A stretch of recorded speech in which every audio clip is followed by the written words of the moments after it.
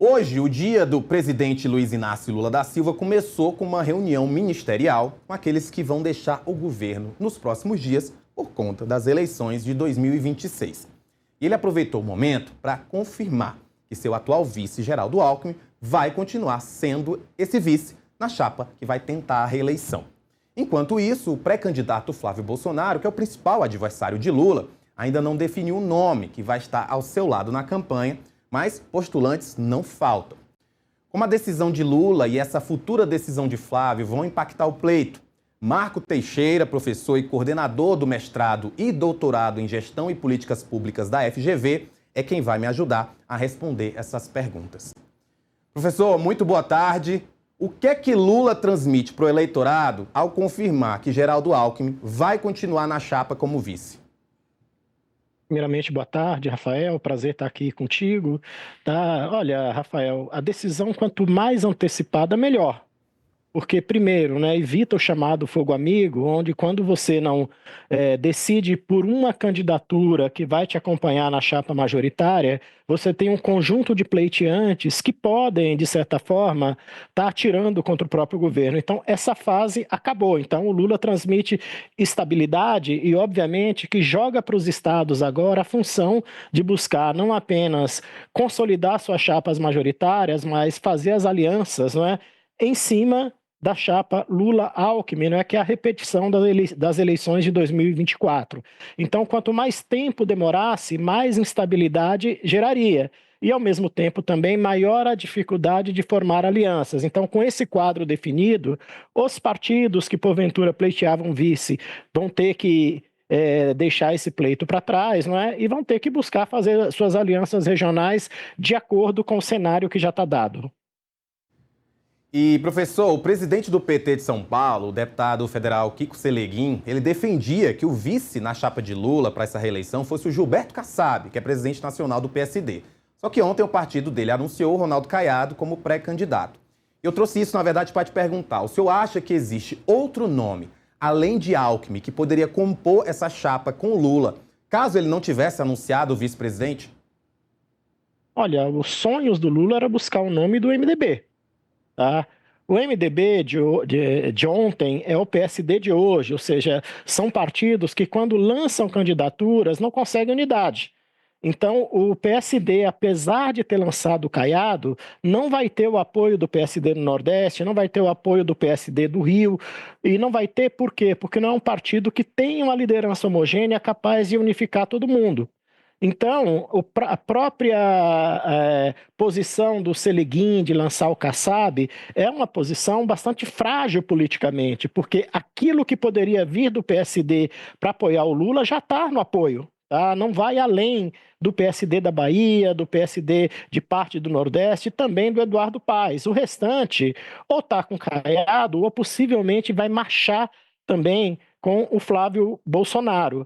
Então, o Kassab, talvez ele tenha que tirar como lição, tá, para ele, neste momento, que não se toca um partido como ele foi montando o PSD, com um conjunto de contradições, com um conjunto de lideranças políticas que têm o mesmo projeto de poder e que, no momento em que um é escolhido, certamente as outras vão ficar aí, no mínimo, chateadas e vão promover a crise que o partido está vivendo agora. Então, para o PT e para o Lula, creio eu, a melhor decisão foi manter a chapa com o ex-governador Geraldo Alckmin e, ao mesmo tempo, antecipar essa decisão para poder oferecer estabilidade na formação de alianças.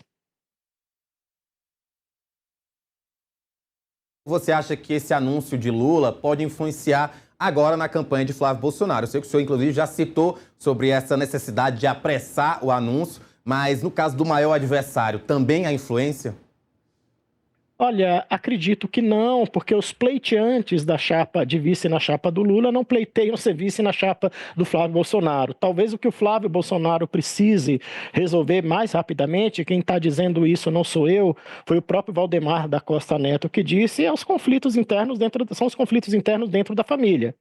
Tá? Isso sim pode provocar uma erosão política e causar mais conflitos do que os conflitos que já existem. Agora, obviamente, Rafael, que, por exemplo, é muito urgente que o Flávio Bolsonaro resolva o problema do Paraná.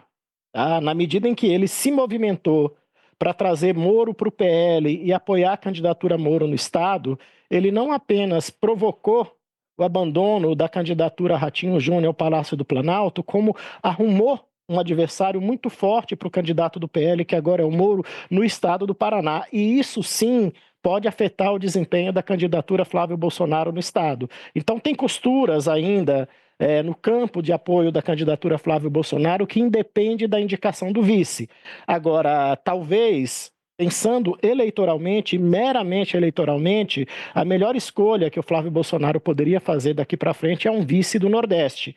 Essa sim é uma região que novamente pode decidir o processo eleitoral e é onde o Flávio Bolsonaro tem a maior fragilidade do ponto de vista de entrada eleitoral no país.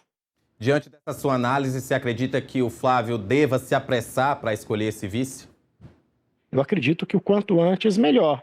Agora, nós não sabemos qual é o tamanho do problema da relação dele com a Michele Bolsonaro, a gente está falando aí dos problemas da família Bolsonaro, né?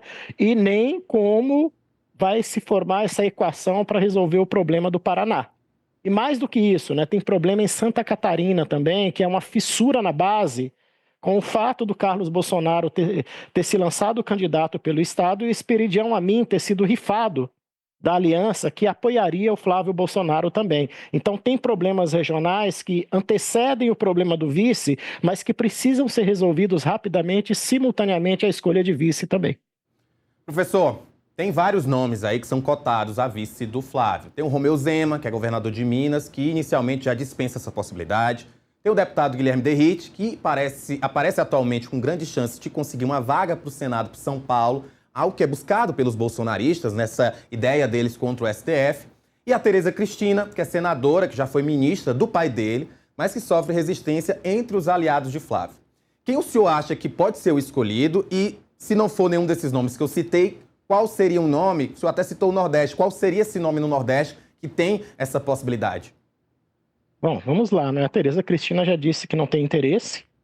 Tá? O interesse dela é numa eleição para o Senado. Não é bom nós lembrarmos o seguinte: a Tereza Cristina, ela foi rifada pelo presidente Jair Bolsonaro em 2022, tá? No momento em que o presidente optou, não é, por ter o Braga Neto como vice.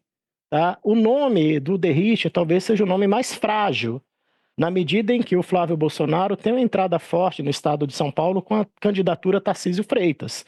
E abrir mão do Derrite pode significar, inclusive, abrir mão de um candidato forte ao Senado, né? A posição do Derrite na Atlas Intel é uma posição de empate técnico com a Simone Tebet, mas numericamente um pouco atrás, né? E a eleição para o Senado, para a estratégia bolsonarista, ela é importantíssima, né? Para aquilo que os bolsonaristas imaginam fazer de reformas a partir do Senado após as eleições de 2026, tá? O Zema, ele, obviamente, que se diz pré-candidato a presidente da República, mas ele não tem, de um lado, estrutura que lhe possibilite isso, né? E de outro, um partido forte que banque uma candidatura com a envergadura que ele imagina ter.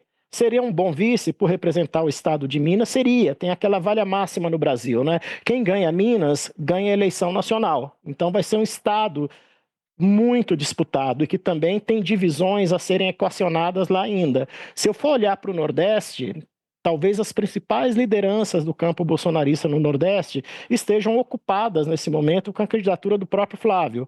Um é o Rogério Marinho, que é coordenador de campanha dele, que é deputado lá, deputado não, perdão, senador pelo Rio Grande do Norte. Tem o João Roma, que tem uma entrada importante no estado da Bahia, teve uma boa votação no estado e agora também é candidato ao Senado, não é? E aí talvez uma jogada bastante importante seria ter como vice alguém de relevo no estado muito importante, ou como a Bahia, ou como o Ceará. A CM Neto, todo mundo sabe, é candidato ao governo do estado, né? Portanto, é um nome que dificilmente toparia, digamos assim, uma batalha como essa, né? Mas lá para o Nordeste, subindo um pouco, tem aí o Capitão Wagner, né, que já foi candidato a prefeito, e outros nomes que podem se somar à chapa do Flávio Bolsonaro. Qual é o grande problema? Todos eles já são candidatos a alguma coisa. E todos eles são candidatos com muita probabilidade de ganhar a eleição. E para uma candidatura a vice cheia de incerteza, pode não animá-los muito também. Professor Marco, muito obrigado pela tua participação. Difícil falar sobre esse assunto, mas é um assunto que a gente vai falar todos os dias até outubro. Eu gosto de dizer que ano de eleição é eleição é o ano inteiro. Então, não tem essa de falar de outra coisa. Muito obrigado por estar Talvez com a gente até aqui. novembro, não é, Exatamente. Rafael? Depois que passar, a continua. probabilidade de segundo turno é muito grande. Exatamente. Tá Muito obrigado. um grande abraço. Tchau, tchau. Olha, além do anúncio que Geraldo Alckmin vai seguir na chapa